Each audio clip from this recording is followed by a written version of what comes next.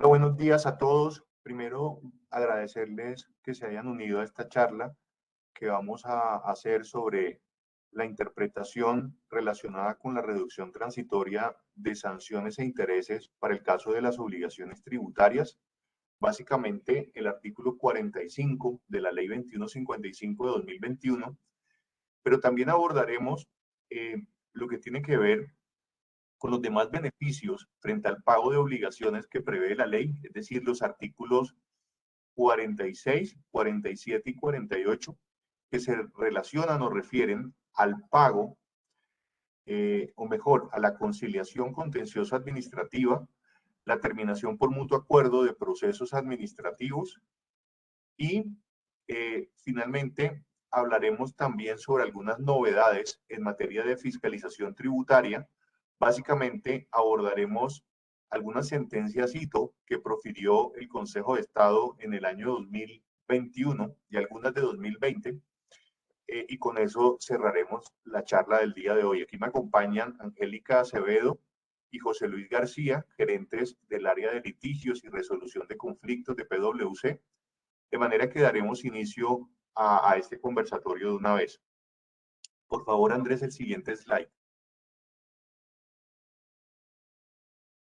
Primero, vamos a hablar del tema de la reducción transitoria de sanciones e intereses, para lo cual Angélica va a hacer una pequeña introducción y luego vamos a abordar algunos temas o preguntas que creo son bastante relevantes frente a la aplicación e interpretación de dicho artículo, porque muchos de nuestros clientes nos han manifestado dudas que nos parecen razonables y esas dudas quisimos, eh, digamos, resolverlas o tratar de resolverlas en la charla que vamos a tener.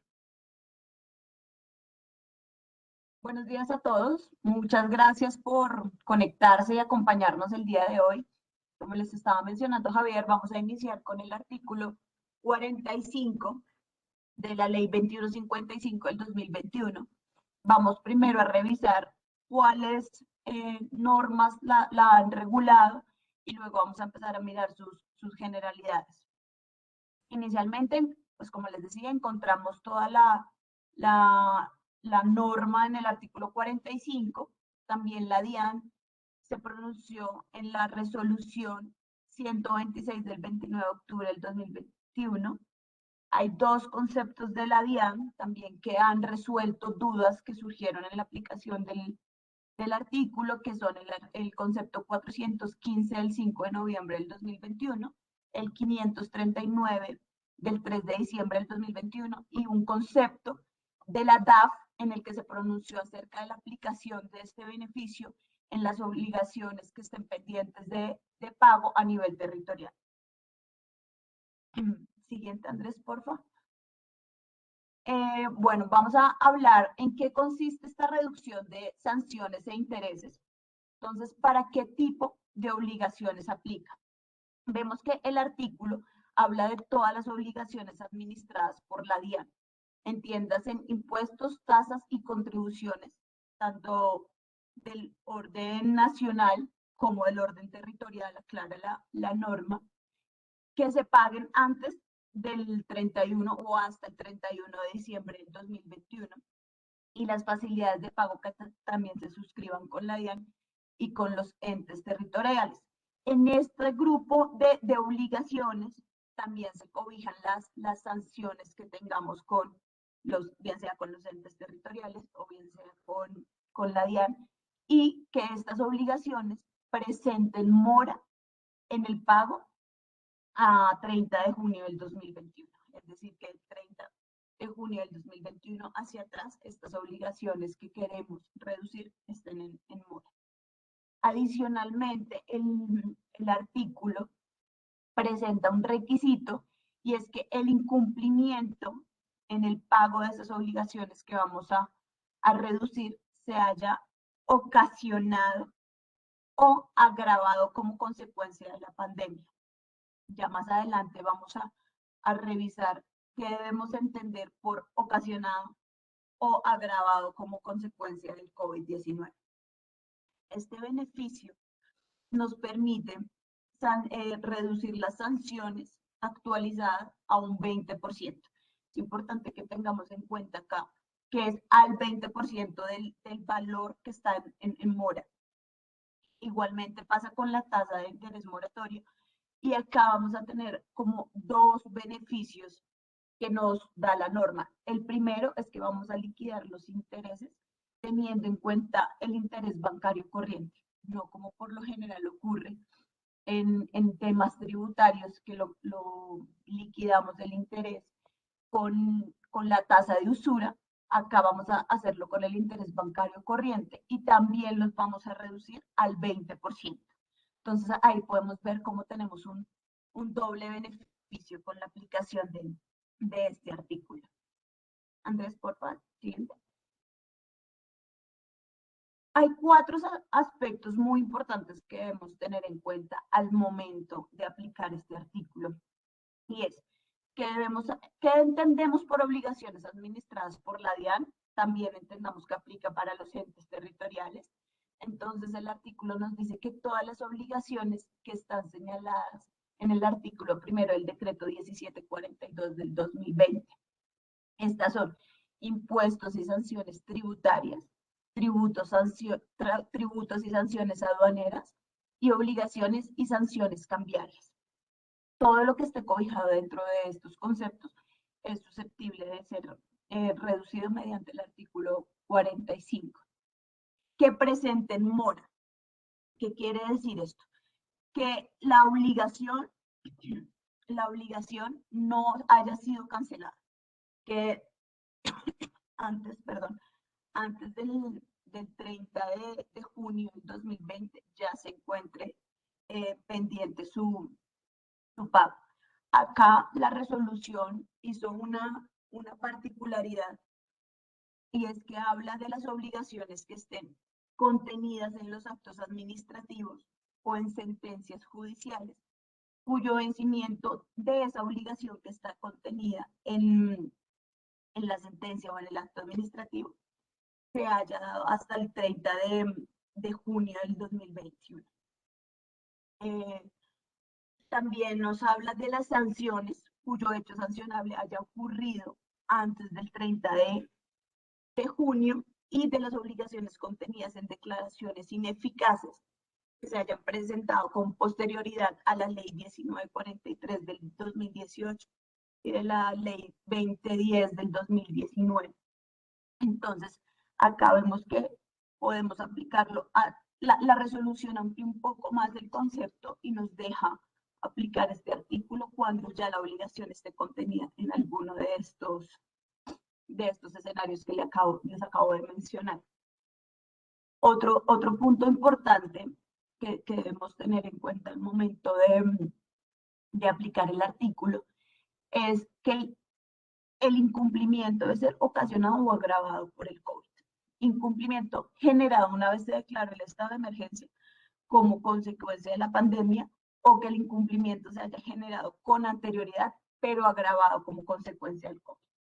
Más adelante entraremos en detalle de este punto, que es una duda que tenemos todos de cómo vamos a entrar a probar, de cómo debemos manejar este tema. Si bien ahorita la DIAN no está requiriendo que para aplicar el beneficio los contribuyentes tengamos que soportar ese incumplimiento ocasionado o agravado por el COVID, sí es muy importante tener claro que la DIAN se reserva las facultades para, con posterioridad al pago, revisar que en efecto se hayan cumplido con los requisitos para aplicar el artículo 45. En este momento solo basta con pagar la obligación en mora mediante recibo oficial de pago, pero no tengo que presentarle ninguna solicitud a la DIAN para acceder al beneficio y que posteriormente ella me dé el aval para poder aplicarlo, sino que automáticamente puedo aplicarlo únicamente realizando el pago. Pero luego la DIAN puede venir y fiscalizar que en efecto yo haya cumplido con los requisitos. Entonces sí es muy importante que tengamos en cuenta esto, que debemos revisar que en efecto cumplamos con todos los requisitos. si bien, como les estaba diciendo, no tenemos que soportar ahorita el incumplimiento, sí debemos tener toda la documentación que nos permita demostrarle con posterioridad a la DIAN, y esto debemos hacerlo mediante documentos, con todos los medios de prueba idóneos que nos permitan en efecto demostrarle que estuve en un incumplimiento agravado u ocasionado por el COVID-19. Otro punto importante acá es que, a diferencia de los otros beneficios, el artículo 45 no necesitó reglamentación. Entró en vigencia desde el momento en que se publicó la ley, es decir, desde el 14 de septiembre del 2021 ya está vigente el beneficio. No necesitamos que la DIAN nos profieran un decreto reglamentario mostrándonos toda la logística para aplicar el beneficio, sino que ya lo podemos aplicar. Para este beneficio pueden acceder tanto las personas naturales como las personas jurídicas. En la ley no se hizo distinción, entonces la interpretación que se da es que podemos acudir todos al beneficio. Ahora sí, vamos a entrar a revisar puntualmente cuáles preguntas han surgido en la aplicación del beneficio. No sé si quieres que empiece yo o empiece Javi. Dale. Javi, si quieres, empieza. Sí, digamos, hay varias dudas que acá se han venido planteando y claramente la DIAN, mediante los conceptos que profirió tanto en noviembre como en diciembre, ha querido interpretarlas o ha intentado interpretarlas, pero yo siento que a pesar de ambos conceptos, y si ustedes los ven, son conceptos bastante extensos, que tratan de responder muchas preguntas que surgen en relación con la aplicación del beneficio, no quedan algunos puntos que en mi opinión son claves para efectos de dar aplicación del artículo 45. Primera duda, ¿qué se entiende como causados o agravados con ocasión de la pandemia? Y allí, digamos, yo creo que caben dos posibles interpretaciones. Digamos, hay un tema que siento que es claro.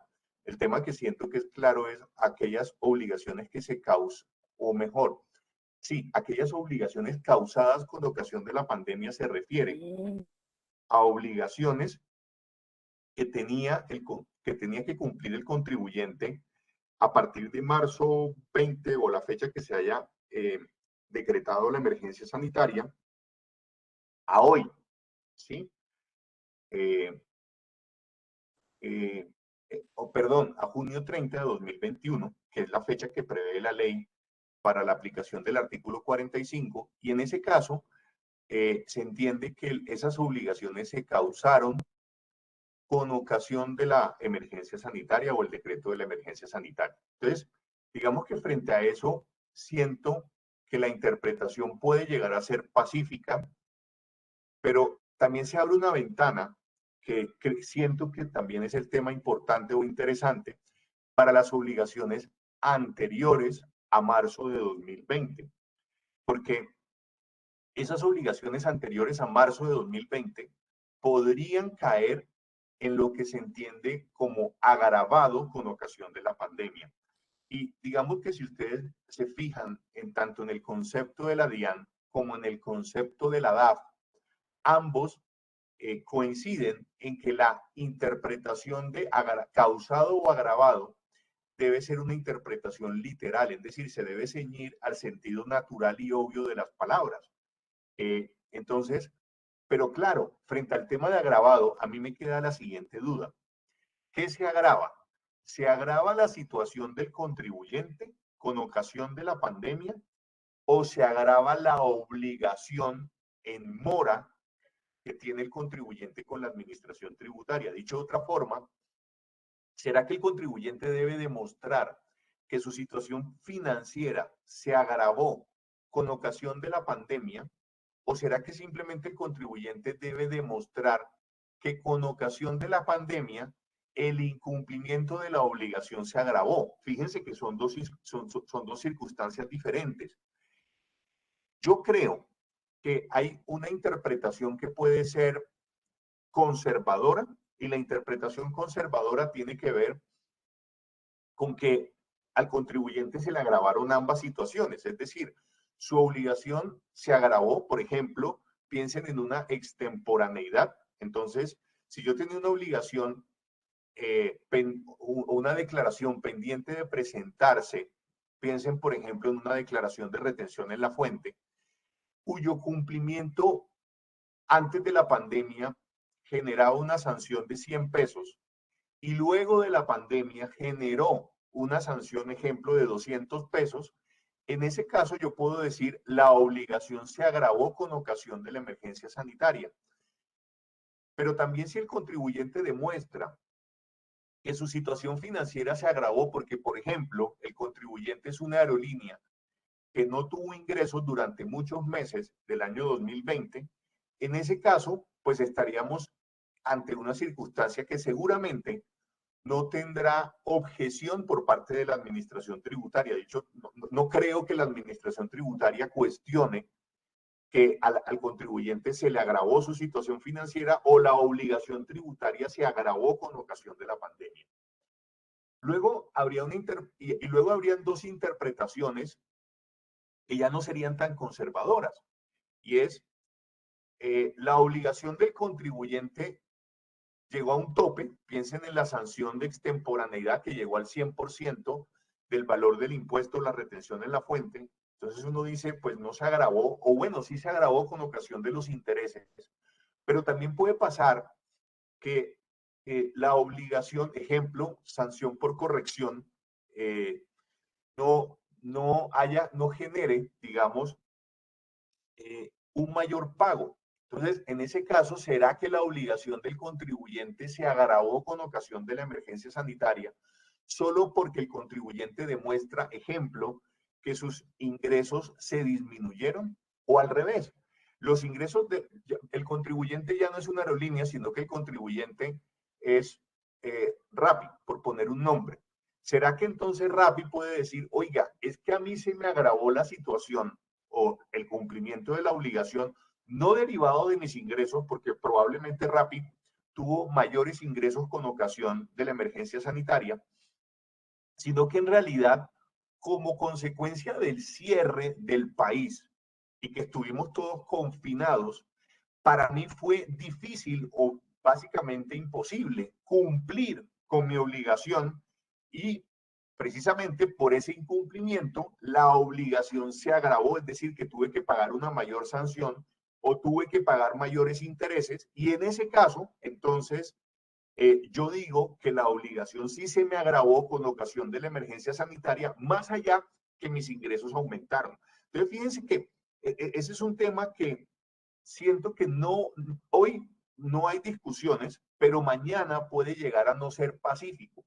De manera que, si bien hay una situación que yo creo que no representa riesgo, ¿cierto? Puede haber situaciones donde puede haber litigiosidad, que son las dos últimas, por parte de la administración tributaria, porque si yo me quedo con la interpretación literal de la norma, es decir, el sentido natural y obvio de las palabras, no es tan evidente cómo se tiene que interpretar el tema de agravar.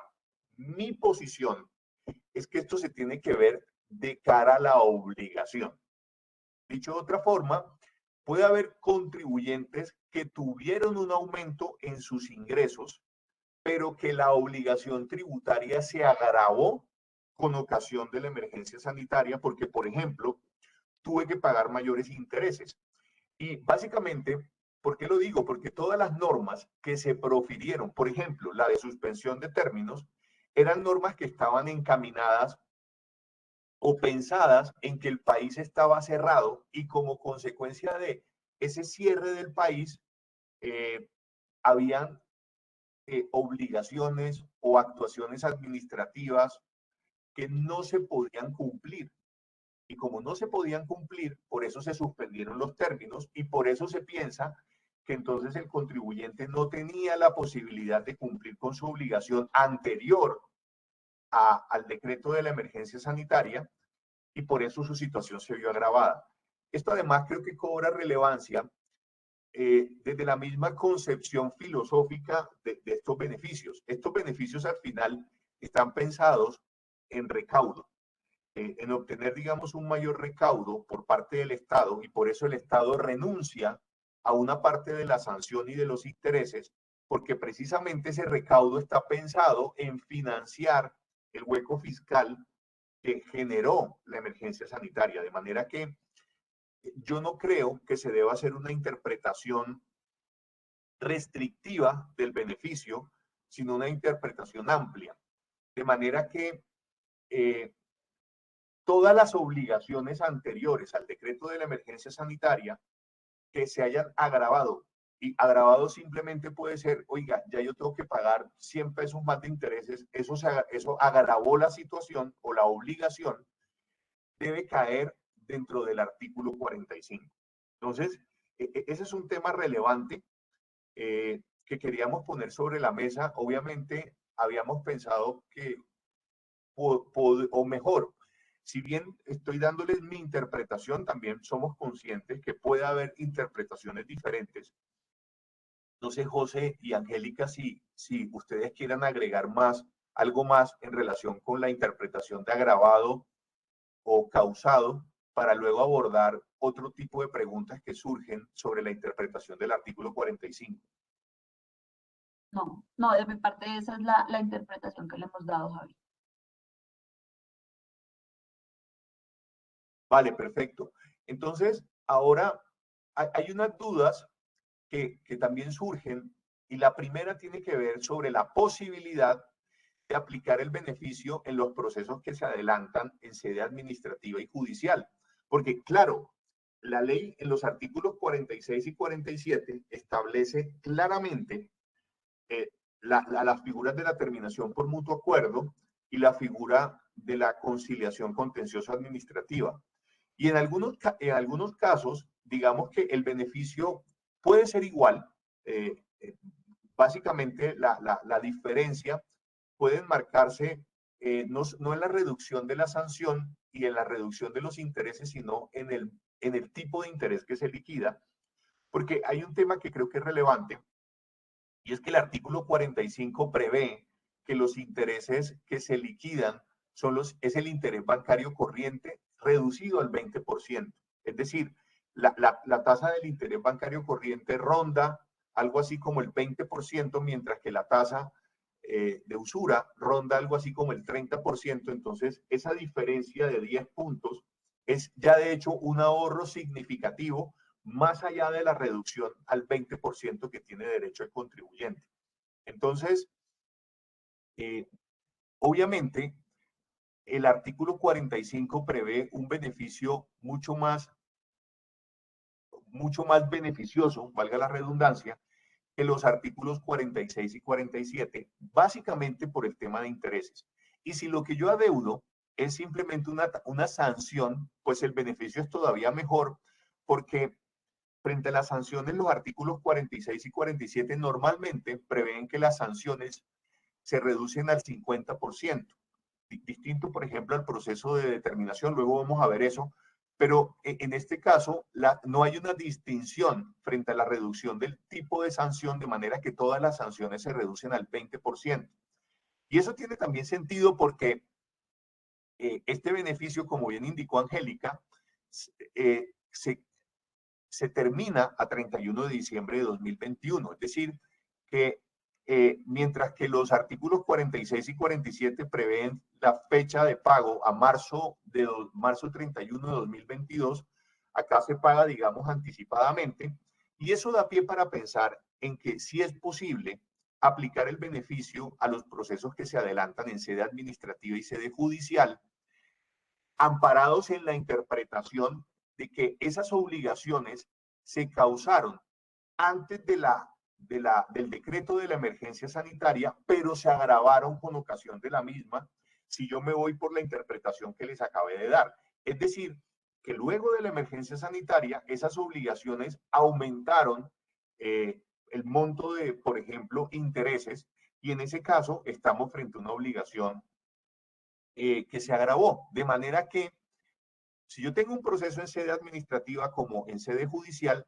podría, y esa es nuestra interpretación, podría aplicar el beneficio del artículo 45 en el sentido de que yo pagaría el 20% de los intereses y sanciones y el 100% de la obligación a cargo y los intereses cobijados o liquidados mejor con la tasa del interés bancario corriente.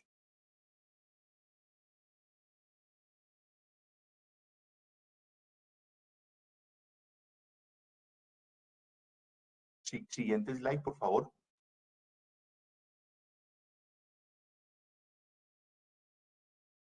Frente a si el beneficio aplica para las sanciones liquidadas por el contribuyente o si se puede acumular la reducción con otras reducciones de sanciones, como puede ser el artículo 640. Creo que acá la interpretación es exactamente la misma. Dicho de otra forma, primero, frente a la aplicación del beneficio para el caso de las sanciones liquidadas por el contribuyente. Piensen, por ejemplo, en el siguiente caso. Un contribuyente presenta los medios magnéticos del año 2019 en 2020. Entonces, uno dice, esa es una obligación que se causó o se generó con ocasión de la pandemia, porque la pandemia o la emergencia sanitaria se había decretado meses antes del cumplimiento de las obligaciones de medios magnéticos. Y luego el contribuyente corrige los medios magnéticos y liquida una sanción por la corrección derivada de esos medios magnéticos. Entonces, básicamente, el supuesto acá es, ¿será, y yo te hago la pregunta, Angie, ¿será que entonces esa sanción que liquida el contribuyente con ocasión de la corrección a los medios magnéticos se reduce dando aplicación al artículo 45? Sí, lo puedes reducir dándole aplicación al artículo 45 y de una vez para contestar la siguiente pregunta, le puedes acumular las reducciones que trae el mismo tipo sancionatorio. Por ejemplo, en el artículo 651 nos dice que si subsanamos el error antes de que la administración nos notifique algún pliego de cargos, podemos reducir la sanción al 20%. Entonces, podríamos reducir en un principio la sanción al 20%, de acuerdo con el parágrafo del 651. Adicionalmente, podríamos reducirlo si no hemos cometido la misma conducta sancionable en años anteriores. Podemos reducirlo de acuerdo con el artículo 640 y adicionalmente acogernos al artículo 45. Entonces, acá vemos cómo podemos hacer el cúmulo de reducciones y adicionalmente que sí se pueden reducir las sanciones que el contribuyente. Podemos aplicarlo para los dos casos, tanto para las sanciones que determina la administración de impuestos como las que el contribuyente se autoliquida. Y podemos hacer el cúmulo de reducciones. Entonces terminamos pagando una sanción súper baja. Tengamos en cuenta que siempre debemos tener como tope mínimo la sanción mínima. Entonces, hasta ahí puedo llegar, hasta la sanción mínima del año que vayamos a hacer el pago, pero podemos acumular las reducciones.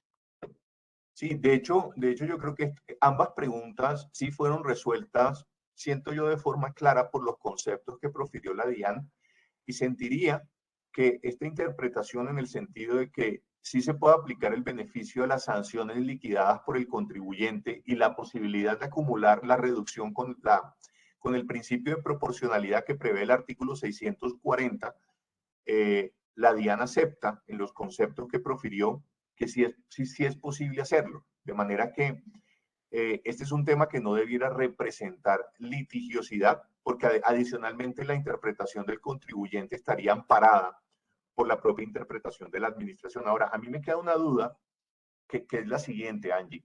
¿Qué pasa cuando un contribuyente liquida una sanción causada o generada con ocasión de la emergencia sanitaria y la paga sin la reducción? Ejemplo, yo liquido mi sanción de medios magnéticos y digo, oiga, la sanción me vale 50 millones de pesos y pago los 50 millones de pesos. ¿Será que ese contribuyente pudiera solicitar una devolución por un pago en exceso o simplemente porque ya liquidó la sanción diciendo que vale 50 millones de pesos, no tiene nada más que hacer y simplemente asumir que pagó un mayor valor del que debía? La resolución plantea este supuesto y dice que sí puedo pedir el pago en exceso. Y así como lo menciona Javier, no sé, pagué y no me había dado cuenta de la existencia del beneficio y pagué toda la sanción completa, pero después me di cuenta que podía haberla reducido, sí puedo pedir el saldo en exceso, pagado en exceso, y la resolución así contempla esta situación. Adicionalmente, un comentario para cerrar el que hizo Javier respecto de la litigiosidad, respecto de la acumulación de sanciones. Pienso que no debe haber litigiosidad al respecto porque no es la primera vez que la DIAN sostiene que se pueden acumular reducciones. En beneficios pasados y en el concepto único de procedimiento tributario, también avala la acumulación de reducciones. Entonces, es un tema que en nuestro entender y lo que nos ha mostrado la experiencia está totalmente dilucidado y debe aplicar así tal cual se ha venido manejando en los beneficios.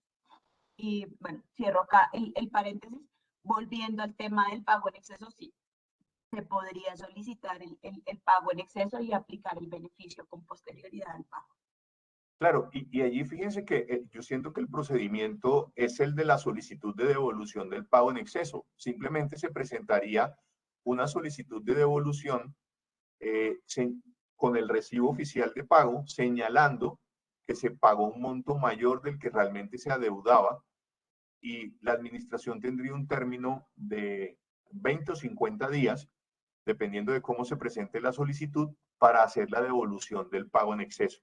Entonces, digamos, la recomendación que nosotros haríamos sería acompañar la solicitud con un escrito en el que se expliquen las circunstancias por las cuales procede la devolución del pago en exceso y simplemente, digamos, para efectos de entender cómo sería el procedimiento, si por alguna circunstancia la administración tributaria negara esa solicitud de devolución de pago en exceso, contra la misma procede recurso de reconsideración dentro de los 2 meses siguientes. Entonces, fíjense que si hay un procedimiento establecido para solicitarlo, pero adicionalmente, insisto, la interpretación del contribuyente estaría amparada, como bien señaló Angélica, en lo que señala la resolución.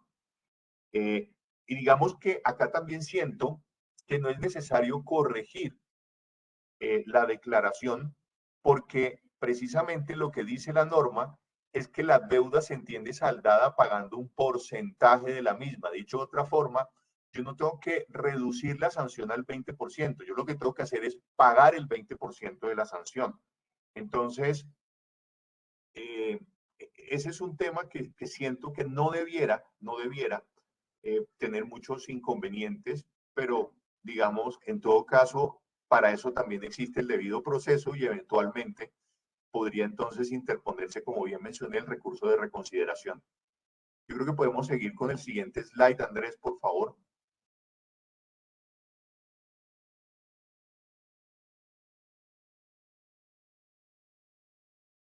Digamos que sobre la aplicación del beneficio para las deudas de carácter territorial, claramente la ley dice, y la ley señala expresamente, que esto también aplica para las obligaciones de naturaleza tributaria que administran las entidades territoriales. Entonces, no son solamente los impuestos de carácter nacional, sino que también quedan cobijados los impuestos de naturaleza territorial. Digamos que se había planteado un interrogante que yo siento que es válido, y siempre que sale este tipo de normas el mismo interrogante se plantea, y es si las entidades territoriales debían o deben incorporar el beneficio a través de, bien sea un acuerdo cuando es una entidad o un municipio, mejor, un distrito, o una ordenanza cuando es un departamento. Y digamos que sobre eso, la DAF profirió el concepto 50965, en el que interpretó que no era necesaria dicha incorporación. Si quieres, Angélica, puedes explicarnos cuáles fueron los razonamientos de la DAF para señalar que no era necesaria la incorporación y cuál sería, digamos, tu interpretación entonces frente a la aplicación del beneficio por parte de las entidades territoriales. Bueno, la DAF partió también de la interpretación general que se le dio al artículo 45, y es que en ningún momento se habló de que necesitaba una reglamentación. No se reglamentó tampoco a nivel nacional, como les decíamos al principio. El artículo aplicó automáticamente sin necesidad de un decreto reglamentario, sino que aplicó desde el momento de entrada en vigencia de la ley. Entonces, no fue necesario que se reglamentara como sí ocurrió con los otros beneficios que vamos a ver más adelante.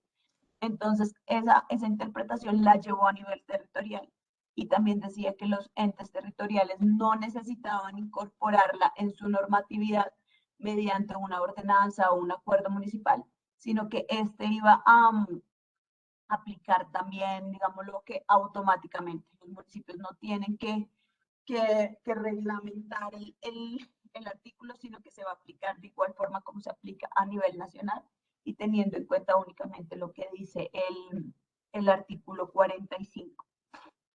Sí, digamos, básicamente, la interpretación de la DAF fue la siguiente, y voy a parafrasear un poco lo que dice Angélica.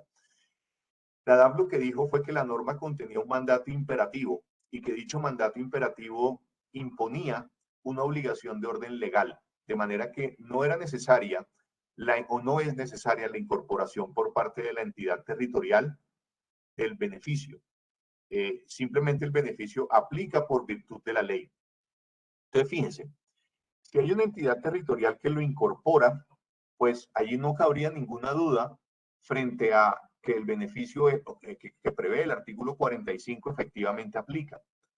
La duda estaba frente a aquellas entidades territoriales que no lo incorporan, y entonces uno puede decir que incluso por un tema de rango normativo y por la propia interpretación de la ley, el beneficio aplica porque existe un mandato del legislador, y las entidades territoriales, si bien tienen autonomía territorial, esa autonomía territorial está limitada por lo que dispone o prevé la ley.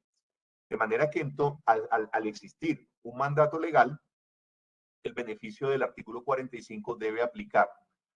Y obviamente, ejemplo, si yo tengo una obligación de naturaleza tributaria con una entidad territorial y la misma, por ejemplo, me está siendo cobrada, el contribuyente entonces podría pagar la misma dando aplicación al artículo 45. O incluso aquellas obligaciones que no son objeto de cobro, pero que están en mora o pendientes de pago, también podrían ser aplicadas. Fíjense que esto va en línea con aquel beneficio que se previó mediante decreto durante la emergencia sanitaria, donde se decía que las obligaciones de naturaleza territorial se podían pagar si el contribuyente hasta cierta fecha pagaba el 80% del capital sin sanción ni intereses. Luego, a medida que iba pasando el tiempo, llegábamos al 100%. Fíjense que en ese caso, la interpretación fue exactamente la misma, y era que no es necesario que la entidad territorial incorpore dentro de su ordenamiento el beneficio que previó en aquella oportunidad el decreto y en esta oportunidad la ley. Entonces, yo siento que esta interpretación iría en línea con lo que incluso ha pasado previamente, de manera que no debiera, digamos, tener inconvenientes frente a su aplicabilidad.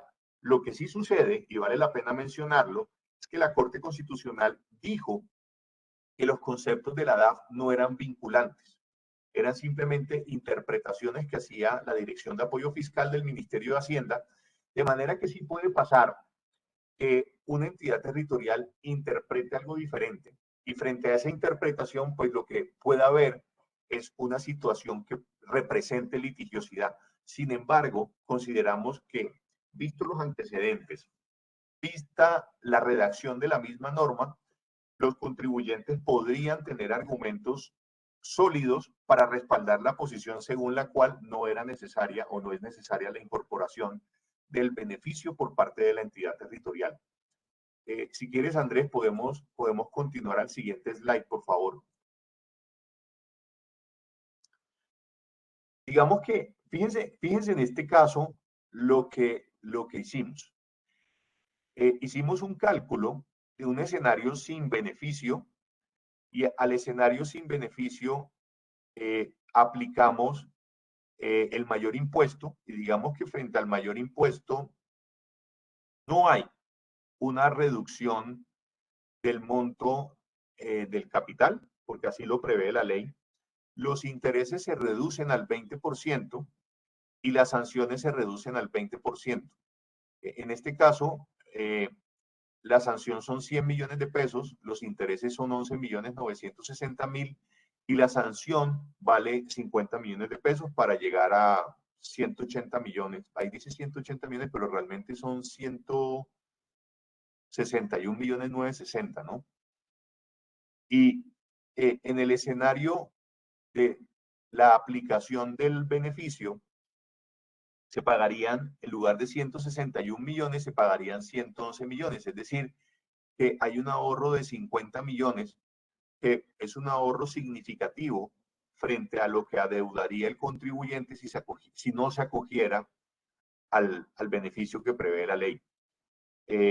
Entonces, como les decía, el beneficio no es solamente la reducción en términos porcentuales de la sanción y de los intereses, sino que el beneficio también tiene que ver con la tasa de interés que aplica, porque, insisto, no es lo mismo aplicar el interés bancario corriente que la tasa de usura, ¿sí?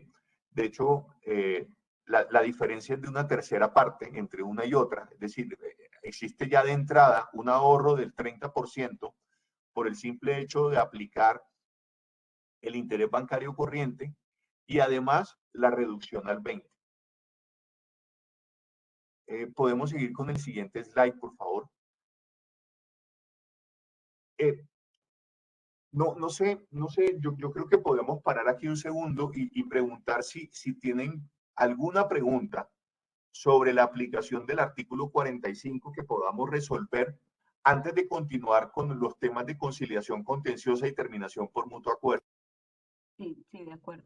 Recordemos que este artículo debe aplicarse antes del 31 de diciembre. Entonces, sí es importante que empecemos a hacer como todos los trámites ya para acogernos a este beneficio. Creo que en el chat tenemos algo. De hecho, en el chat están preguntando que si no se profile la resolución, me imagino que están preguntando por una resolución aprobatoria o improbatoria del beneficio. Y es una buena pregunta porque permite aclarar lo siguiente. No es necesario, ojo, que la DIAN apruebe o impruebe la aplicación del beneficio. El beneficio simplemente se aplica por virtud de la ley y la ley no prevé que la DIAN tenga la potestad de aprobar o improbarlo, ¿sí? De manera que yo no tengo que presentar una solicitud a la DIAN. Obviamente, habrá algunos casos, y eso lo hemos hablado con algunos clientes, habrá algunos casos donde se puede presentar un derecho de petición a la DIAN, no para que la DIAN apruebe el beneficio, sino para que la DIAN señale que la obligación que estaba en mora se encuentra pagada, es decir, solicitar una especie de paz y salvo a la administración, y eso simplemente se haría con el único fin de que mañana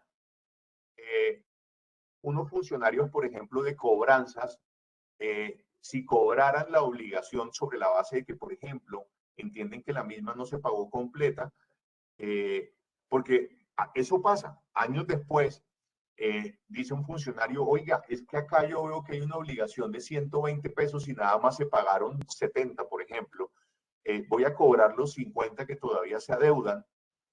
Claro, a veces ellos no tienen en cuenta, porque lo hemos visto, que el beneficio se pagó o mejor, que la obligación se pagó con ocasión de un beneficio que era temporal que consagraba la ley 2155. De manera que me parece que es una buena práctica tener un acto administrativo de la DIAN que diga que la obligación está cubierta o que se pagó con ocasión del beneficio del artículo 45. ¿Por qué?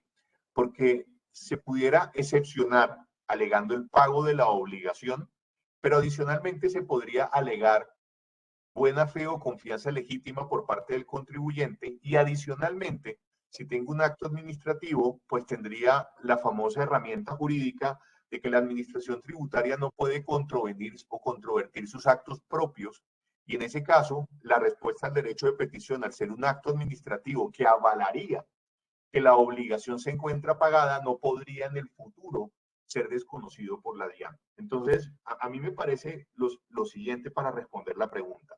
Uno, no es necesario presentar ningún derecho de petición ni ninguna solicitud para que se apruebe o impruebe el pago mediante la figura del artículo 45. Digamos que el trámite administrativo consiste simplemente en que el contribuyente haga el pago. Dos, me parece que es una buena práctica, en todo caso, presentar derechos de petición para que la DIAN diga que la obligación se entiende pagada, pero eso digamos que dependerá, y lo digo en serio, dependerá de cada caso particular. Es decir, no en todos los casos siento que va a ser necesario presentar el famoso derecho de petición. Digamos, casos donde tal vez la norma no admite dudas en torno a su interpretación, no es necesario. Pero, por ejemplo, aquellos casos, como puede ser el caso de un litigio en sede administrativa y judicial, donde puede haber interpretaciones sobre la aplicación del artículo 45, en ese caso puede ser prudente presentar el derecho de petición. Además, digo puede ser prudente por lo siguiente, porque si por alguna circunstancia la interpretación de la administración es que el artículo 45 no aplica, en todo caso yo tengo hasta abril del próximo año para ponerlo en términos de planes. El plan A es el artículo 45 y el plan B son los artículos 46 y 47, de manera que yo tengo hasta abril del próximo, marzo, perdón, del próximo año para aplicar la terminación por mutuo acuerdo o la conciliación contencioso administrativa, de manera que si es bueno, entonces en esos casos donde puede haber dudas frente a la interpretación del artículo 45, tener un derecho, la respuesta a un derecho de petición de la DIAN que diga que entendió saldada la deuda y con lo cual extinguida la obligación a cargo del contribuyente. Sí, para adicionar una cosa, es importante que no olvidemos que si bien, como lo estamos mencionando, no debemos presentar un documento, sí debemos conservar todas las pruebas que nos permitan demostrarle en un futuro a la DIAN que sí cumplía con los requisitos. Porque recuerden que la DIAN se reserva sus facultades de entrar a revisar con posterioridad si cada uno de los contribuyentes que se acogió al artículo 45 sí cumplía con los requisitos. Y otra parte de la pregunta es respecto a las facilidades de pago.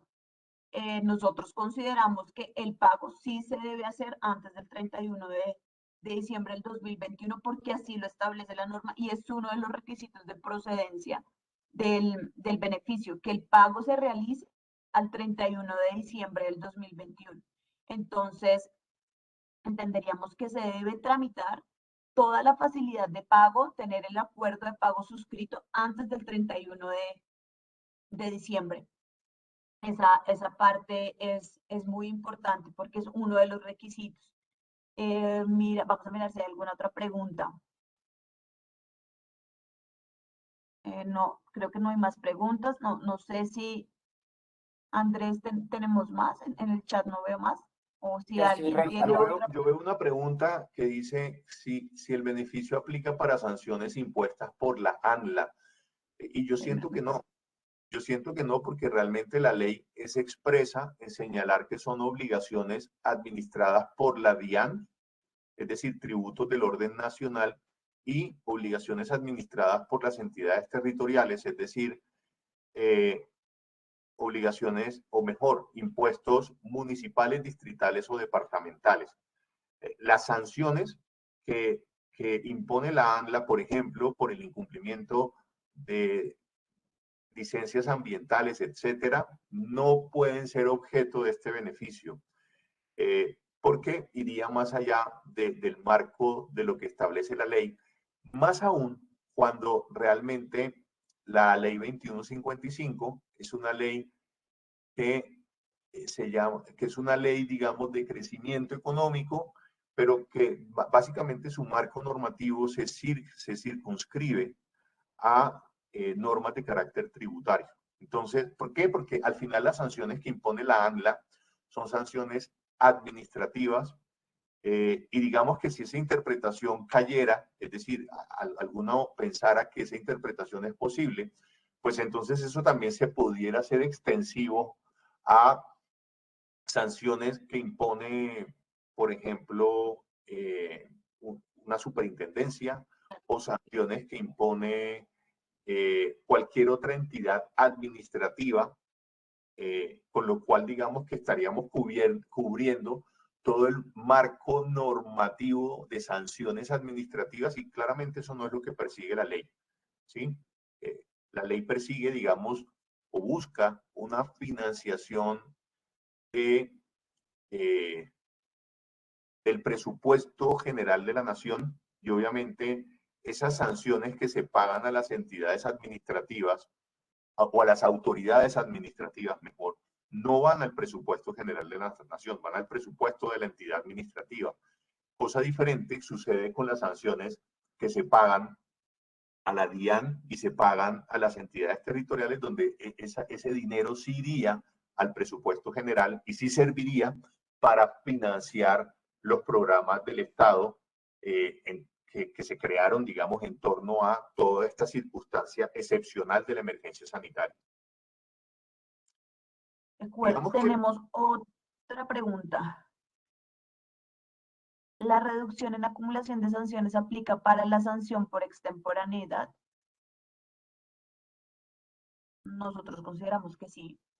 Sí, la sanción por extemporaneidad se puede reducir y tiene toda la acumulación. Digamos que la resolución y los conceptos no hacen ninguna no hay distinción distinción. que aplica para las sanciones autoliquidadas por el, por el contribuyente, y que siempre se pueden acumular las reducciones tanto del tipo sancionatorio como del artículo 640. Entonces, en estricto sentido, sí aplica para la sanción por extemporaneidad. Sí, sí, yo concuerdo. Realmente no hay una distinción para la reducción de del tipo de sanción. Realmente lo que se tiene que ver, digamos, esto es importante, ¿no? La reducción vía artículo 640 no es automática. La reducción vía artículo 640 establece el cumplimiento de unos requisitos que se deben verificar para efectos de saber si aplica o no aplica la reducción. De manera que, por ejemplo, si yo liquidé la misma sanción un año antes, pues, o 3 meses antes, pues efectivamente no habría reducción vía artículo 640, ¿sí? De acuerdo. De acuerdo. Acá hay otra pregunta. ¿El pago debe quedar antes del 31 de diciembre? Sí. Sí, también la norma lo manifiesta expresamente, que el pago, para que el beneficio pueda haberse aplicado, el pago debe hacerse antes del 31 de diciembre del 2021. Entonces, sí, debe quedar listo el 31. Por eso ahorita todo el mundo está corriendo, porque pues realmente nos quedan pocos días para acceder, pero el recibo de pago debe quedar con fecha o bien sea el 31 o anterior al 31 de diciembre. O el acuerdo de pago, ¿no? También, firmado antes del 31. Qué pena que hasta ahora me pude conectar, tuve problemas con el internet, pero bueno, aquí estamos. El problema es que si no hay aprobación, no hay forma de generar el pago a través del formulario 490. Pero es que la norma no pide una aprobación por parte de la DIAN. Hay que diligenciar el formulario, el recibo oficial de pago, el 490, y realizar el pago.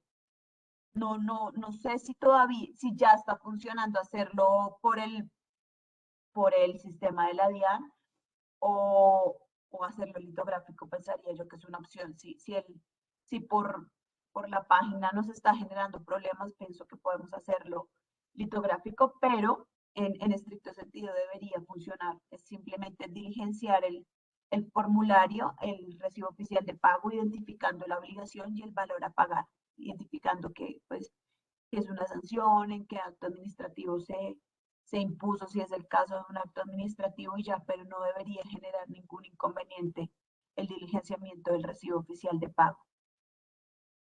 Por acá hay otro tema. Otra pregunta, no sé, José, si las estás viendo. No puedo verlas todavía. En el tema de incumplimiento o corrección de información exógena, ¿no aplica esta reducción establecida en la ley? Sí, también aplica para la información exógena. Recuerden que cuando hablamos de cuáles son las obligaciones administradas por la DIAN, como lo dice el artículo 45, el beneficio puede aplicar para todas las obligaciones administradas por la DIAN. Aquí se incluyen las sanciones y dentro de estas sanciones encontramos las sanciones de medios magnéticos o información exógena. Entonces sí podemos aplicar la reducción para la información exógena. Y también, como lo poníamos en el ejemplo, podemos hacer el cúmulo de reducciones, podemos reducir la sanción, como lo dice el parágrafo del 651, si subsanamos antes de que la DIAN nos notifique un pliego de cargos. También, si no hemos cometido el mismo hecho sancionable, podemos aplicar el artículo 640, la reducción, y una vez reducido al 50%, por ejemplo, del artículo 640, podemos aplicar también la reducción del artículo 45. Entonces podríamos hacer uso de 3 reducciones sin ningún problema. O sea, la información exógena, las sanciones por medios magnéticos sí se pueden reducir por el artículo 45. De acuerdo, yo estoy totalmente de acuerdo con esa interpretación porque además son temas diferentes, ¿no? La primera reducción, que es la que prevé la misma norma, tiene que ver con un tema de gradualidad de la sanción. La reducción vía principio de proporcionalidad, la del 640, es la aplicación, y eso es la interpretación de la DIAN, es la aplicación del principio de proporcionalidad. Y el beneficio que yo estoy aplicando con ocasión del artículo 45 es la reducción al 20%. Entonces no hay un doble o triple beneficio. Hay esa aplicación de la gradualidad de la sanción, del principio de proporcionalidad y del beneficio. Entonces, es viable hacer esa triple reducción, como bien estaba explicando Angélica. Yo vi una pregunta en el chat que hablaba del 10 de diciembre para suscribir acuerdos de pago. Realmente, sí, esa es una fecha que impuso la resolución aplicable exclusivamente al beneficio del artículo 45. Digamos, los acuerdos de pago que se suscriban para los artículos 46 y 47 tienen una fecha diferente, luego lo vamos a ver. Pero la fecha de 10 de diciembre es para la aplicación del acuerdo de pago para el caso del beneficio del artículo 45. De acuerdo. Acá hay otra. Este beneficio aplica por extemporaneidad de la presentación de la declaración de activos en el exterior años 2017 y adelante previo al estado de emergencia de COVID.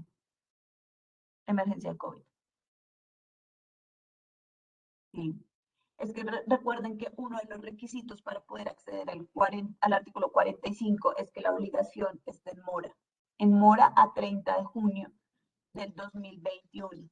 Entonces, cobijan los años anteriores, no tienen que ser únicamente obligaciones en mora del año 2020 o 2021, que es cuando hemos estado en todo este tema de la pandemia, sino que pueden ser obligaciones anteriores que se encuentren en mora desde pues, del 30 de junio hacia atrás. Entonces, pueden ser perfectamente de años anteriores. Si tenemos cualquier tipo de obligación que provenga de una declaración del 2011, el 2012, 13, no importa el periodo grabable, lo que importa es que esté a 30 de junio del 2021 en mora, que esté pendiente de pago, que esté en incumplimiento esa obligación.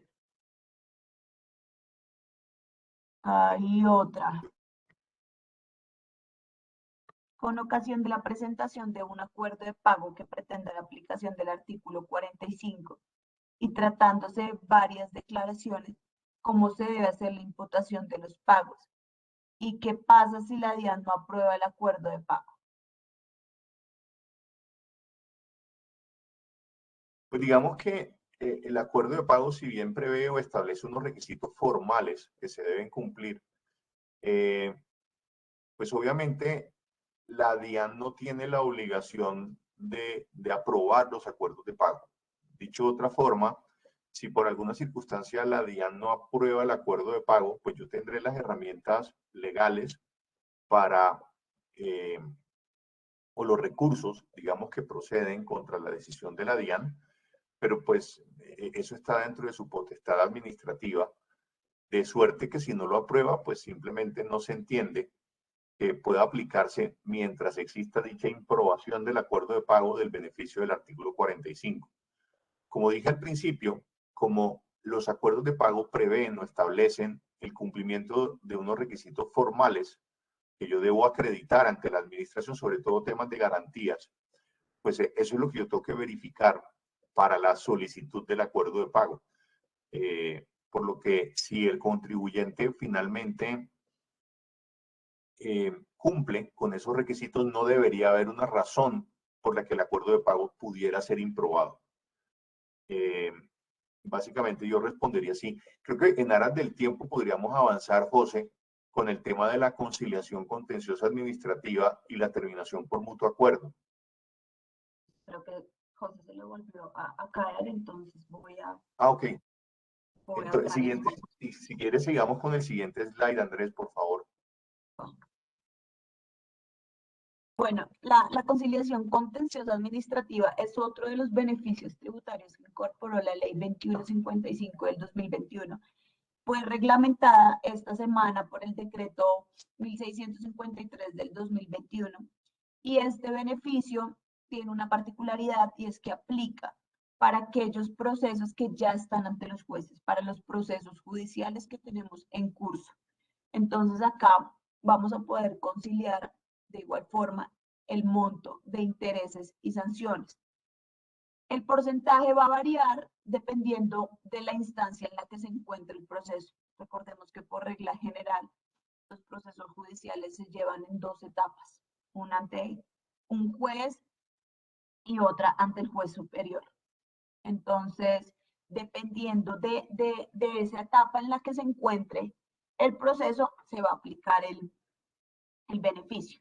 Entonces, por ejemplo, si el proceso está en primera instancia, digamos que está en el tribunal administrativo, el valor a conciliar, el valor que me van a condonar es el 80% de los intereses y sanciones. ¿Y qué debo hacer? Pagar el 100% del mayor impuesto. Acá vemos que nuevamente no vamos a conciliar nunca impuestos, solamente intereses y sanciones. Entonces debo pagar el 100% del impuesto y el 20% de los intereses y las sanciones.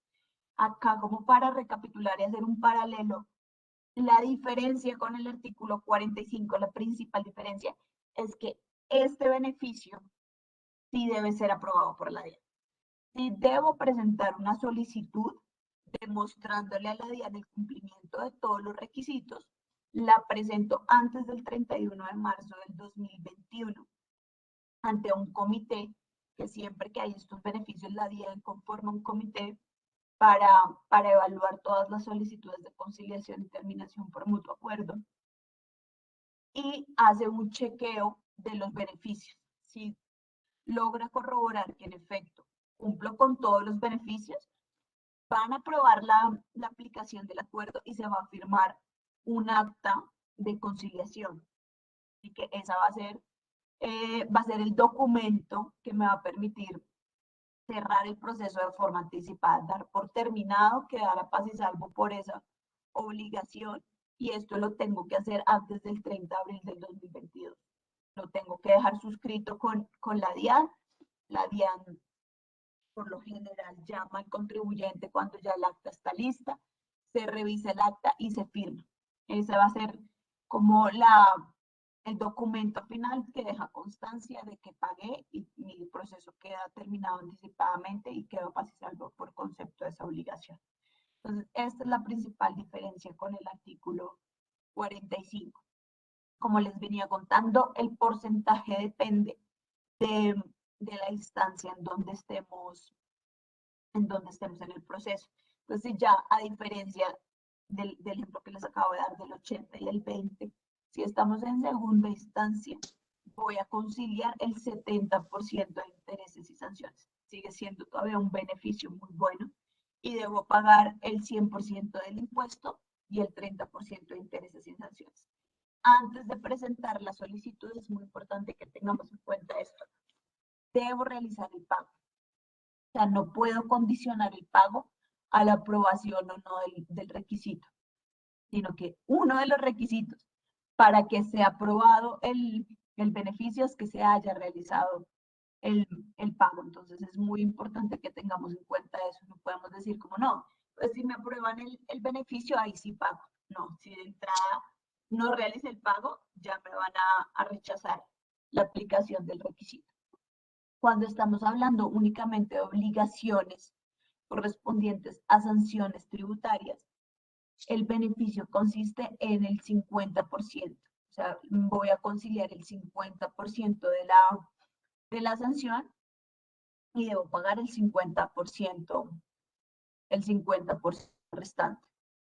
¿Cuáles son así a grandes rasgos los requisitos con los que debo cumplir?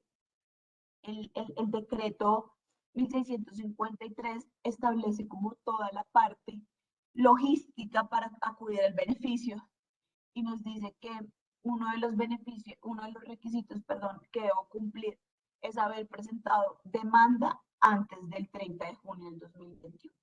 Es decir, que yo haya iniciado el proceso judicial con anterioridad a esta fecha, el 30 de junio del 2021. Que la demanda haya sido admitida antes de la solicitud de la presentación antes de la presentación de la solicitud de la conciliación. Que ya el juez haya admitido mi demanda, sigo dentro de este beneficio. No quiere decir que si no tengo una admisión de la demanda no me pueda acoger el beneficio. Sí me puedo acoger, pero no a sino a la terminación por mutuo acuerdo, que ya vamos a ver más adelante.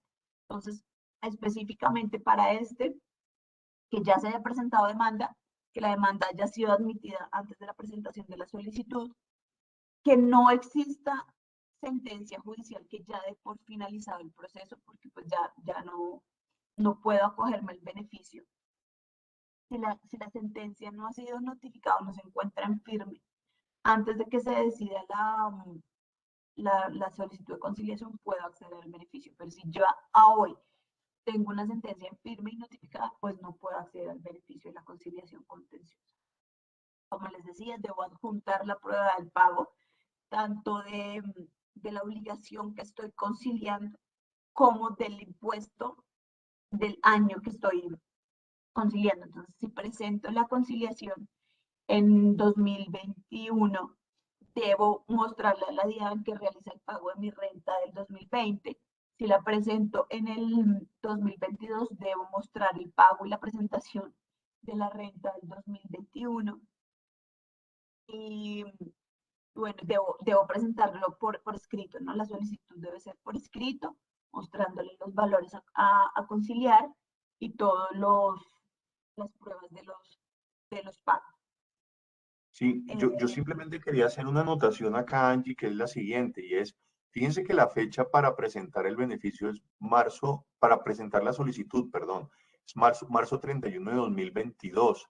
Esa fecha seguramente va a ser anterior a los vencimientos para declarar renta.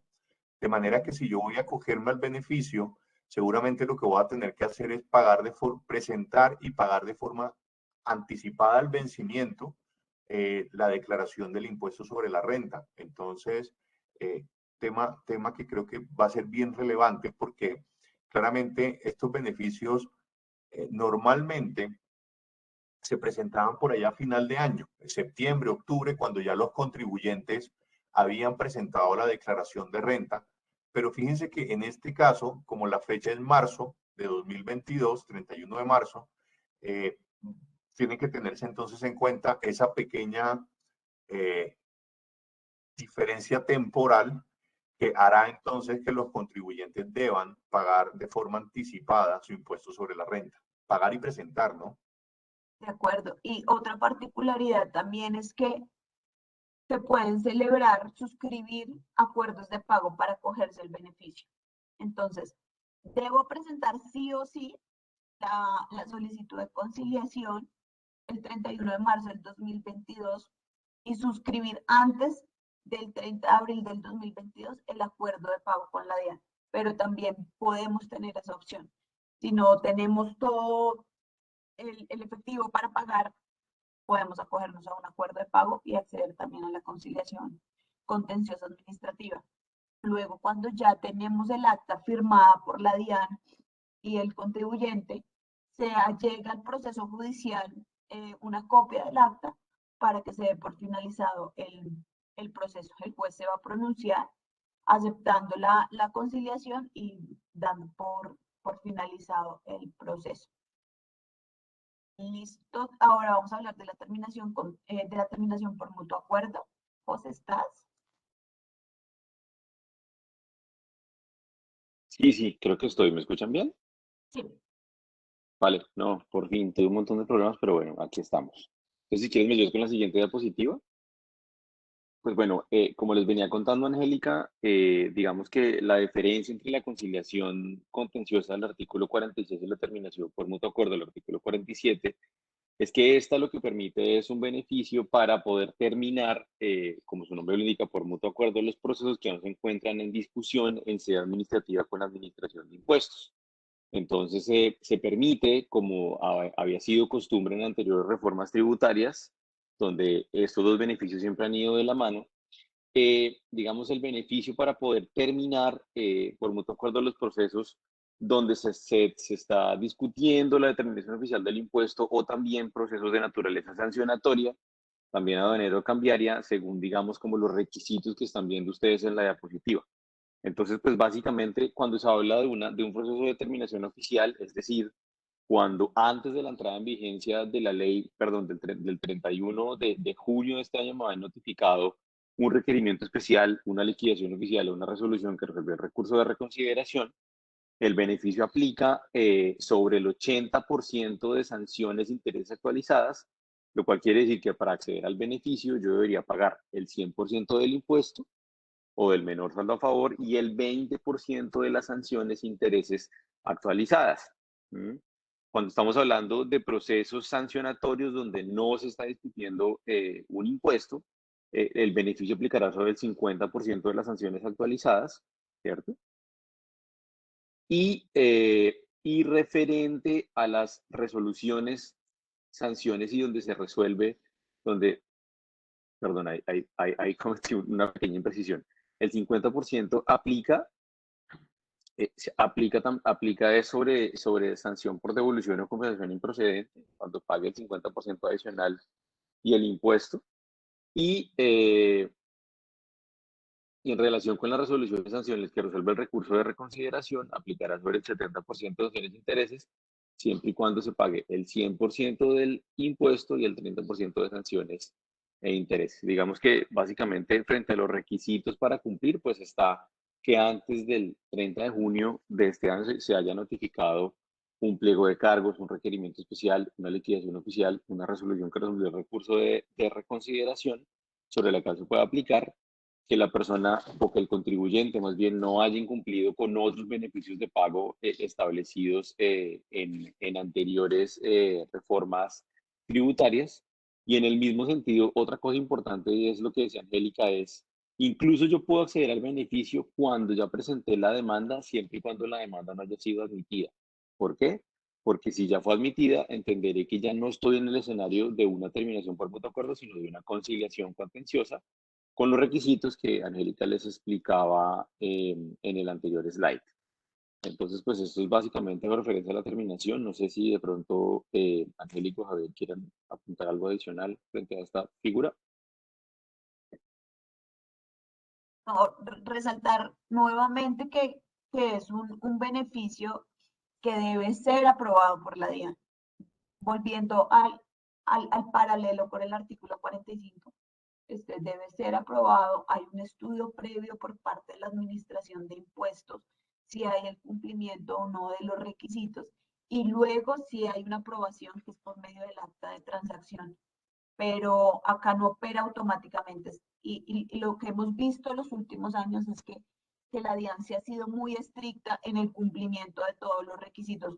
Digamos que en principio son requisitos formales, pero que se deben cumplir a cabalidad cada uno de ellos para que sea procedente el requisito. Al igual que la conciliación, debo pagar antes de presentar la solicitud, porque este es un requisito. No puedo pensar que si me aceptan el beneficio, ¿pago? No, ya de plano lo estarían rechazando. Y lo otro es que también tenemos el chance para suscribir acuerdos de pago. Bueno, de pronto aquí una cosa adicional es pues lo mismo que contaba Angélica, digamos, se requieren los mismos requisitos para acceder a la conciliación, es decir, haber presentado la declaración de renta del año, o sea, si la presentó en el 2021 del año 2020, la presentó en el 2002 del año 2021, y pues los otros temas que ya hemos hablado, y también las fechas, tanto para la presentación como la ejecución por parte de la DIAN son las mismas, debo presentar la terminación antes del 31 de marzo del próximo año. De acuerdo, yo creo que podemos continuar con el siguiente slide, por favor, Andrés. Digamos que el principio de favorabilidad en la etapa de cobro es muy sencillo.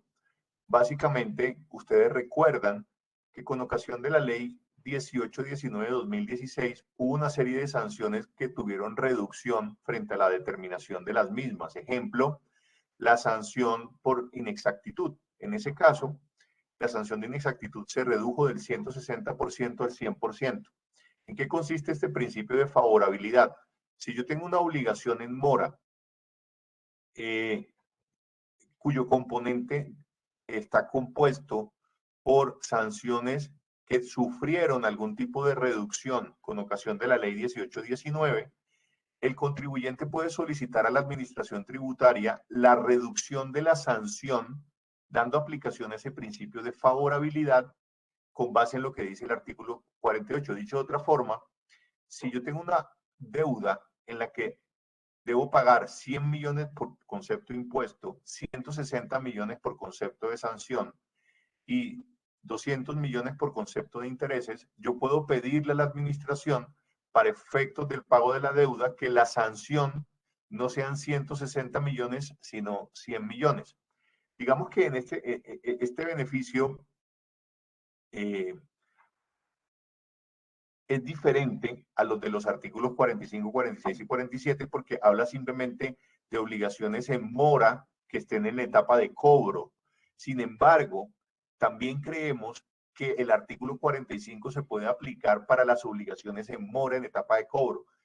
Y dicho de otra forma, haría más sentido aplicar el artículo 45 hasta el 31 de diciembre. Y si por alguna circunstancia yo tengo una obligación en mora en etapa de cobro, luego del 31 de diciembre de 2021, allí sí haría sentido aplicar el famoso artículo 48.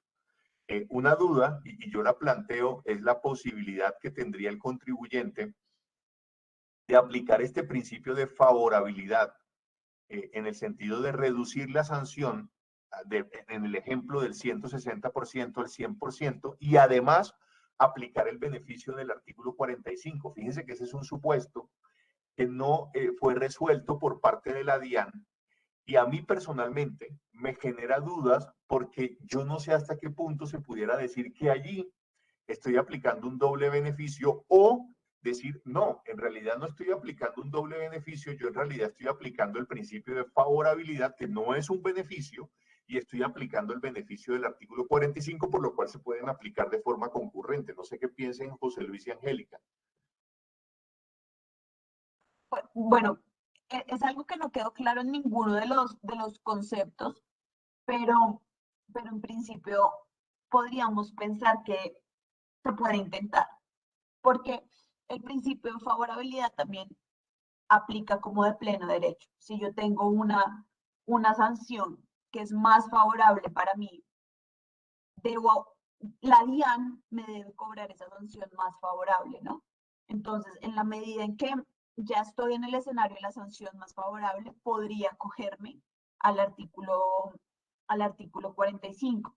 Entonces, en principio, yo diría que sí podríamos intentarlo bajo ese supuesto, que el principio de favorabilidad aplica de pleno derecho. Yo estoy de Y acuerdo, estoy yo estoy de diciendo, acuerdo. Sí, yo estoy de acuerdo con Angélica. Yo creo que al final la favorabilidad aplica simplemente, como lo decía, por un principio casi que de orden constitucional y por lo tanto yo diría, pues tanto la reducción del artículo 45 como las demás reducciones, como ya vimos que son también, digamos, acumulativas, pues debería ser sobre la sanción más favorable. Yo creo que en ese punto se podría indicar de esa manera y creo que habría los suficientes argumentos para entender que no hay forma de aplicar el beneficio de la sanción más gravosa cuando por principio constitucional yo tengo derecho a que se me aplique la favorabilidad para que se me aplique la sanción que resulte más beneficiosa en los casos obviamente en que ésta se pueda aplicar. Sí, yo también comparto esa interpretación. Digamos, mi única duda es si la DIAN va a hacer la interpretación de la misma forma, porque yo entiendo que no son dos beneficios.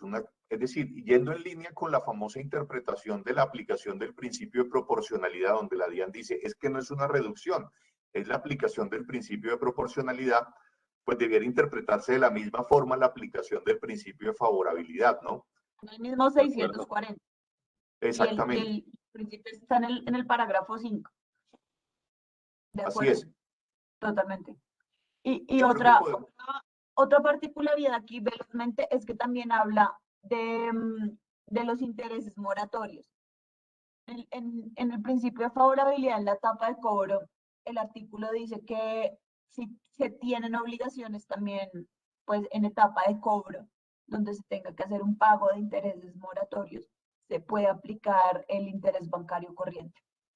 No el de la usura, sino que solicito que sea aplicado el interés bancario corriente, que como ya lo hemos visto es mucho más favorable, mucho más económico que el de la usura que opera por regla general en materia tributaria.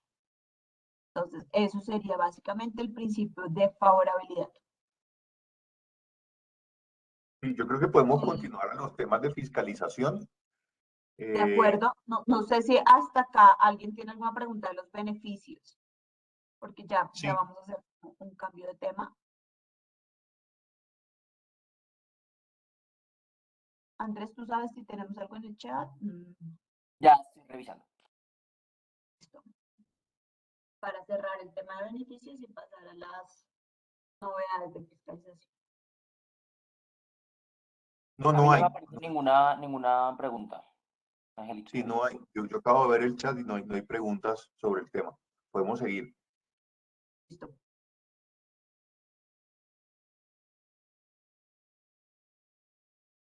Pues si quieren, al menos expongo los fundamentos generales de las sentencias y de pronto ustedes complementan con lo que les parezca relevante, ¿les parece? Claro que sí. Entonces, vale, la primera sentencia es una sentencia muy importante porque es una sentencia de unificación frente a la necesidad de proporcionalidad de los gastos de las expensas del artículo 107 y consideramos pues que sobre todo resulta muy relevante porque como ustedes saben, pues la litigiosidad frente a este artículo es bastante alta porque se prestaba y se sigue prestando a los, digamos, a los temas propios de interpretación tanto de la DIAN como de los contribuyentes. Y de hecho, esa es una de las motivaciones que tiene el Consejo de Estado para proferir esta sentencia de unificación, buscando sobre todo unificar criterios para que de aquí en adelante, al menos en este tipo de discusiones, el cumplimiento de los requisitos de necesidad, causalidad y proporcionalidad se pueda ver de una manera un poquito más uniforme y no dando lugar a tantas interpretaciones que hemos visto y que son constantes digamos, en las fiscalizaciones de la DIAN. Entonces, básicamente, pues frente a la causalidad, lo que determinó la sentencia es que al final el tema de que lo que se, digamos, lo que se necesita es que el desarrollo o la actividad o más bien, que esa expensa se encuentre relacionada con el desarrollo o la actividad productora de renta, aun cuando no genere ingresos. Es decir, digamos que ya no se refiere tanto a cuál es el objeto social, que a veces, digamos, era muy limitado la forma en que lo veía la DIAN, porque solo entendía que cuando la expensa se daba para desarrollar un objeto propio de mi objeto social, digamos, la expensa era deducible. Ahora simplemente lo que dice es, el objeto social realmente es un tema indicativo.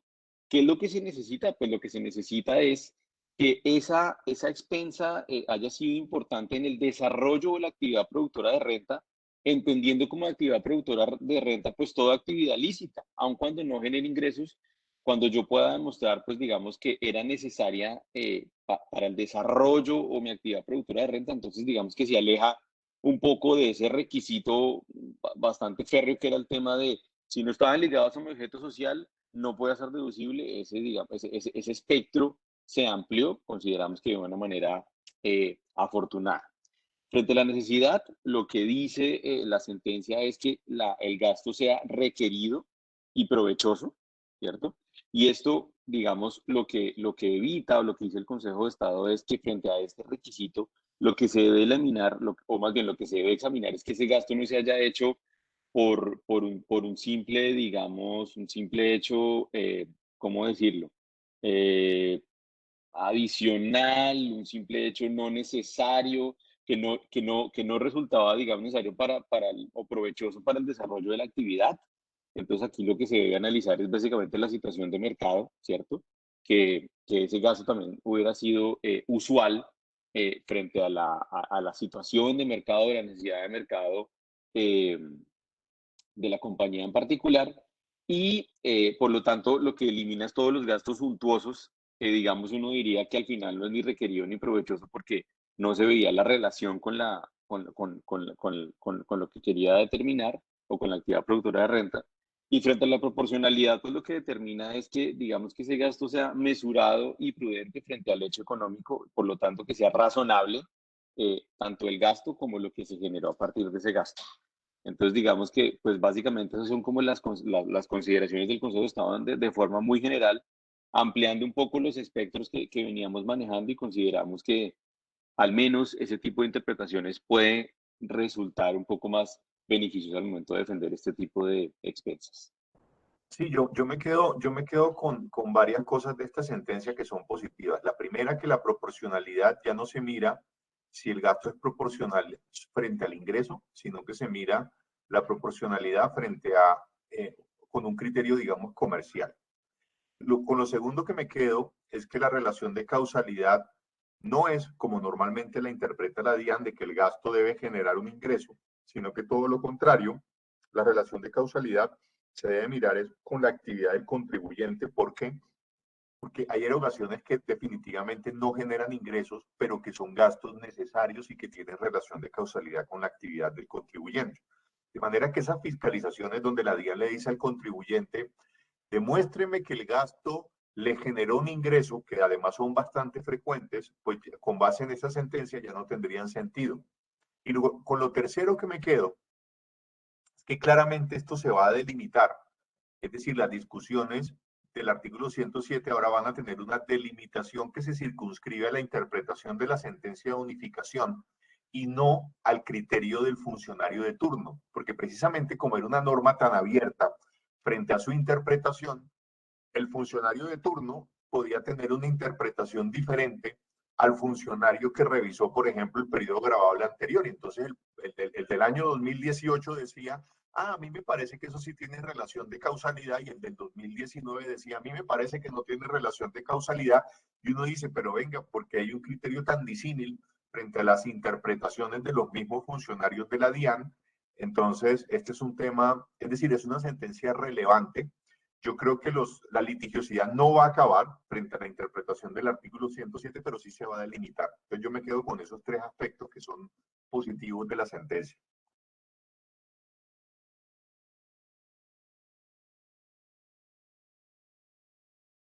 Luego está Bueno, dale, sí. No, si quieres devuélvete uno, porfa, Andrés. Luego está la sentencia de Frontier Code Limitada. Esta es una sentencia sobre ajustes de precios de transferencia, y básicamente el tema tiene que ver sobre la procedencia de un ajuste de comparabilidad que incluyó el contribuyente con ocasión del riesgo cambiario. Fíjense que esta es una sociedad de comercialización internacional que comerciaba o vendía carbón y coque. Obviamente el carbón y coque y unos precios de referencia. Y cuando hizo el análisis de precios de transferencia, incluyó un ajuste por riesgo cambiario que básicamente tenía que ver con la devaluación del peso frente al dólar. Este ajuste de comparabilidad no fue aceptado por el Consejo de Estado sobre la base de que entendió que el riesgo cambiario era previsible y al ser un riesgo previsible no tenía por qué ser incluido como un ajuste de comparabilidad. Yo siento que en esta sentencia el Consejo de Estado se equivocó porque confundió el efecto que puede tener la diferencia en cambio dentro del estado financiero de un contribuyente que sí puede ser previsible con la devaluación del peso frente al dólar. Y no es lo mismo. Jamás va a ser lo mismo que, por ejemplo, al momento de yo facturar, el dólar valía 3.950 y al momento de recibir el ingreso, el dólar valía 3.930 y ahí hay una diferencia en cambio a que el dólar o el peso frente al dólar se devalúe en un año el 30% y eso afecte mi margen de rentabilidad más cuando yo comercializo a precios que están fijados en dólares, por ejemplo. De manera que esta es una sentencia que en mi opinión es criticable, más cuando de hecho las administraciones tributarias de otros países, por ejemplo el IRS de Estados Unidos, aceptan que la devaluación es un ajuste normal en materia de precios de transferencia que tiene que considerarse para efectos de hacer el ajuste o la comparabilidad porque representa fiabilidad para al momento de hacer el análisis de precios de transferencia. Ahora sí podemos seguir con el siguiente slide, por favor. Esta sentencia de Agrícola el Retiro, creo yo, es una sentencia bastante relevante porque es una sentencia en la que el Consejo de Estado establece o prevé un criterio frente a la interpretación del eximente de responsabilidad al momento de liquidar o determinar las sanciones. Si quieres, José, cuéntanos un poco qué es lo que dice la sentencia y analizamos un poco cuál fue el criterio de interpretación del Consejo de Estado para efectos de establecer cuándo ocurría y cuándo no una diferencia de criterios sobre el derecho aplicable o de interpretación. Perfecto, Javi. Pues básicamente en lo que refiere a esta sentencia, acordémonos que el estatuto tributario determina como causal de exoneración de las sanciones la diferencia de criterios. Y la diferencia de criterios básicamente, según está determinada en el estatuto, pues es una diferencia de interpretación frente al derecho aplicable. Lo que se determina es que cuando los datos, hechos o circunstancias determinadas en una declaración son reales, son verdaderos y digamos que las dos interpretaciones, tanto la de la administración de impuestos como la del contribuyente, son razonables porque responden a una forma razonable de interpretar la ley, pues no debería haber sanción porque se entiende que en este caso hay una diferencia de criterios y digamos que esta era una línea jurisprudencial que el Consejo de Estado venía desarrollando hace un tiempo. Y esta sentencia nos parece un poco preocupante porque básicamente lo que dice es que solamente va a existir diferencia de criterios cuando la posición del contribuyente se encuentra soportada por una sentencia de una alta corte, ¿sí? Es decir, entonces ya no solamente vale que yo determine con criterios razonables que mi interpretación tiene todo el sentido y que por lo tanto la norma y la determinación de mi impuesto podía ser de esa manera, sino que al final lo que esta sentencia particular exige es que no solamente eso pase, sino que además, o más bien, que para que la diferencia de criterios se configure, ya no es importante que yo demuestre que mi interpretación es razonable, sino que esa interpretación haya sido cogido por una alta corte en una sentencia. Y nos parece, pues digamos que cuando estábamos hablando para preparar esta charla, pues nos parece una posición bastante preocupante, porque básicamente entonces supedita la diferencia de criterios a un hecho adicional que no está contemplado en la ley, que es que una alta corte se haya pronunciado en ese mismo sentido y que también, y esto es muy cierto, también determina entonces que el contribuyente no tendría capacidad para determinar cuándo una interpretación es razonable, cosa con la que no estamos de acuerdo. No, y además yo agregaría que entonces, si hay un asunto que nunca ha sido litigado, ¿sí? Exacto. Entonces, allí nunca cabría la interpretación razonable porque una alta corte nunca ha tenido la posibilidad de hacer una interpretación de la ley. De Entonces, acuerdo. fíjense que son dos temas que preocupan. Primero, no es cierto que los únicos que tienen capacidad de establecer cuándo hay una interpretación razonable de la ley sean los jueces a través de sentencias.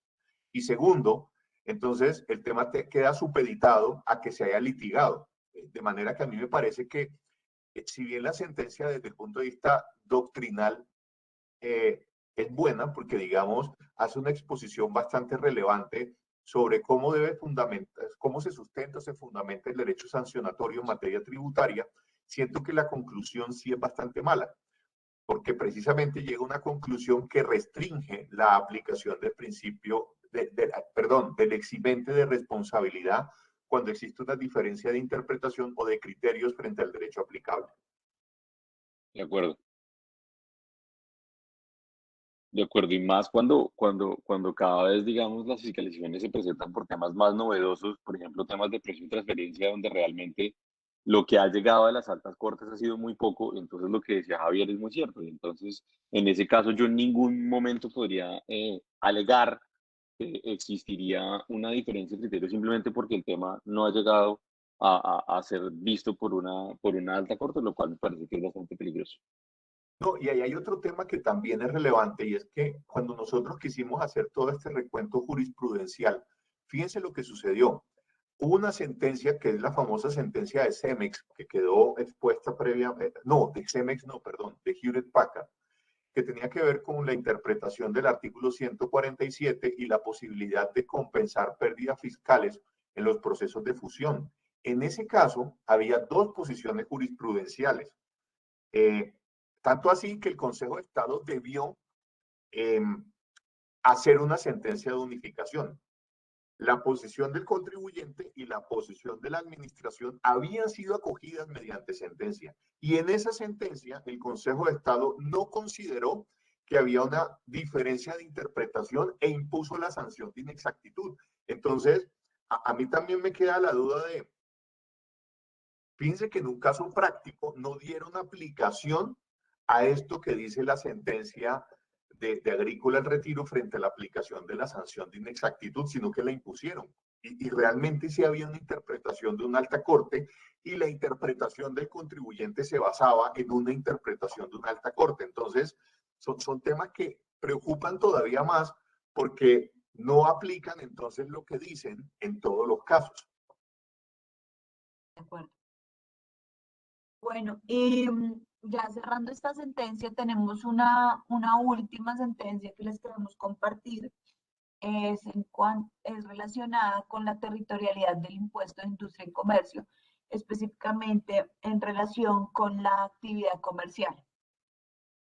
Esta ha sido una posición reiterada del Consejo de Estado y venimos ya más o menos desde el 2016 con esta misma posición, pero seguimos viendo que los municipios insisten en fiscalizar, eh, de fiscalizar la actividad comercial basándose en una investigación bastante pobre en nuestro parecer, porque siempre cogen las mismas pruebas para determinar la sujeción pasiva y no están entrando a hacer un análisis más profundo si en efecto hay o no una sujeción pasiva por parte de las compañías. Entonces, ¿qué pasa? ¿Qué es lo que hemos visto y es reiterado? Un municipio considera que una compañía es sujeto pasivo del impuesto de industria y comercio en ese municipio por el simple hecho de tener compradores en el municipio. Entonces, ¿qué hacen? Cogen la información exógena. Si ese tercero me reportó que hizo pagos a X compañía, el municipio automáticamente considera que es sujeto pasivo en esa jurisdicción. Entonces está ignorando una serie de elementos que se deben tener en cuenta para determinar si se es o no sujeto pasivo en la jurisdicción. Con la ley 1819 del 2016, digamos que esto quedó más regulado y se dijo que la actividad comercial se entiende realizada en el lugar donde se perfecciona la venta, entendiéndose por perfeccionamiento de la venta donde se acuerdan el precio y la cosa, en donde está ese poder de decisión para determinar la cosa vendida y el precio, los descuentos, donde está toda la fuerza de venta y el poder de decisión para realizar ese negocio jurídico. La jurisprudencia está alineada con lo que dice la norma. Sin embargo, como les veníamos contando, los municipios no están teniendo en cuenta esto y únicamente se basan en lo que reportan en la información exógena de los compradores que se encuentran ubicados en el municipio. Es una posición que ya tiene muchos fallos a favor y sin embargo a favor de los contribuyentes, y sin embargo los municipios siguen insistiendo y siguen llevando el mismo procedimiento. No han cambiado absolutamente nada en su proceder, siempre cogen la información exógena, afirman que la compañía es sujeto pasivo, pero no entran a hacer un análisis mucho más profundo de si es o no un sujeto pasivo. Entonces, ¿qué están haciendo? Dejando toda la carga probatoria en manos del contribuyente, quien tiene que entrar a defenderse, demostrando que en efecto no realiza actividad comercial en el municipio y entrando en unos procesos que terminan siendo bastante desgastantes porque en muchas ocasiones no son 2 o 3 municipios, sino que son muchos municipios cuestionando lo mismo. Entonces, si se vuelve un tema reiterado y desgastante para los contribuyentes, otro punto que es muy importante tener en cuenta es que lo ha dicho también el Consejo de Estado, y esto es más un mensaje para las compañías, y es que no basta con únicamente defenderse dando argumentos jurídicos sobre, oiga, no soy sujeto pasivo porque toda mi fuerza de ventas está en Bogotá, por ejemplo, y yo en Cali no tengo absolutamente nada, sino que debo tener un material probatorio que en efecto me permita demostrar que toda mi actividad comercial se realiza desde Bogotá. No solo puedo llegar a una demanda o a un recurso afirmando con argumentos jurídicos y tributarios que no realizo la actividad comercial, sino que debo tener como todo ese material probatorio que me permita demostrar que en efecto sí ejerzo actividad comercial únicamente en la jurisdicción donde estoy declarando.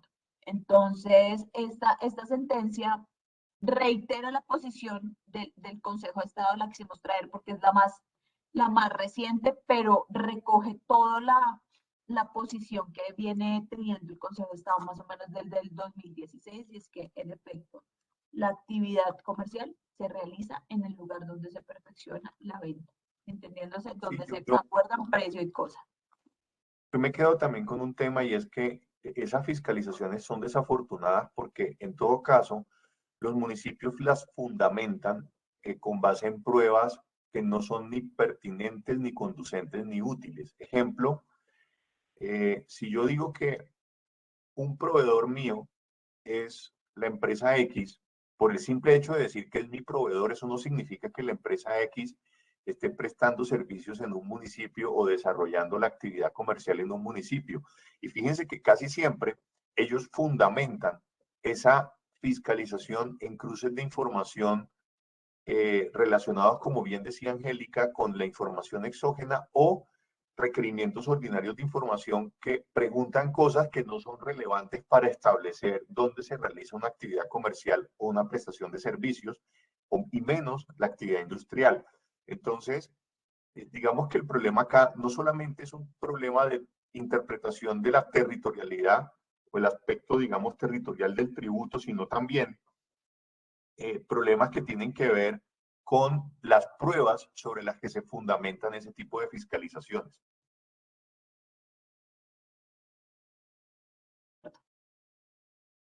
Listo, nosotros con esta sentencia terminamos.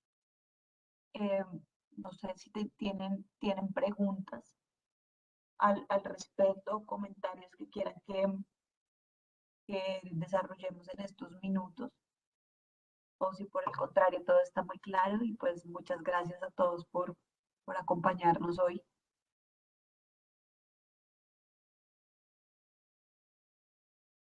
Vale, muchas gracias por la atención, por la compañía. Obviamente estamos disponibles para que nos contacten si eventualmente tienen algún requerimiento o eventualmente necesitan que los ayudemos con algún tema relacionado con la aplicación de alguno de estos beneficios de los artículos 45, 48. Angélica, José Luis y yo pues estaremos pendientes de lo que puedan requerir. Muchísimas gracias por su participación. Gracias, un buen día para todos. Hasta luego, que estén muy bien.